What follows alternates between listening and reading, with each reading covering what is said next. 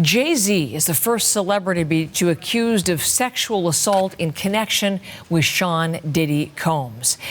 There is breaking news from just late last night of an amended lawsuit. The lawsuit accuses Combs of raping a 13-year-old girl back in 2000. But that lawsuit, we learned last night, has been refiled and now includes allegations against Sean Carter, which is the real name of Jay-Z.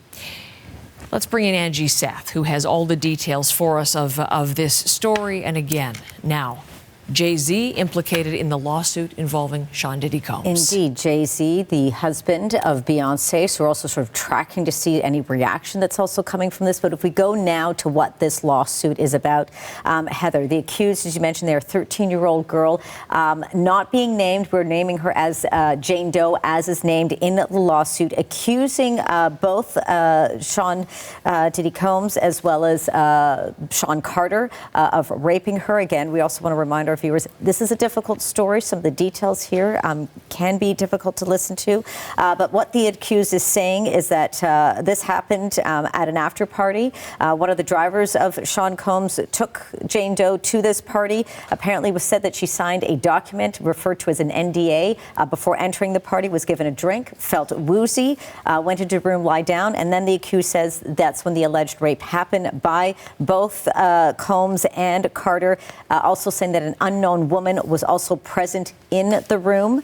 Carter is denying these allegations, did release a statement. This was on Rock Nation, and we're going to read a bit of this statement for you here. So Carter says, my lawyer received a blackmail attempt called a demand letter from a lawyer named Tony Busby. What he had calculated was the nature of these allegations and the public scrutiny would make me want to settle.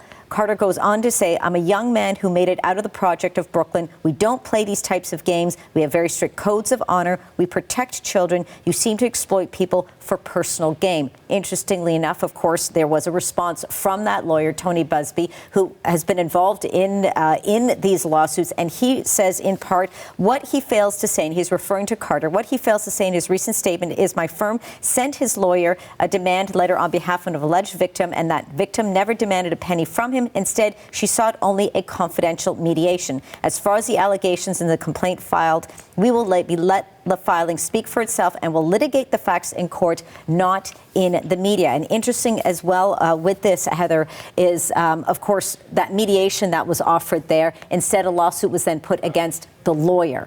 We're also noted that in Sean Carter, Jay-Z's statement, he only refers to the lawyer, but not the accused in any of this.